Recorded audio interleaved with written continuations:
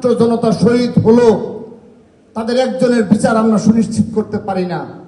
তাদের এখন আর বিচার ধরতে গেলে আমরা ভুলেই গেছি যে আমরা তাদের যে বিচার চাই, এই যে একটা দাবি, উল্টো আমরা খুঁজতে শুরু করেছি যে ভালো ছাত্রলীগ কারা, ভালো আওয়ামী লীগ কারা, তাদেরকে নিয়ে আমার দল ভারী করতে হবে।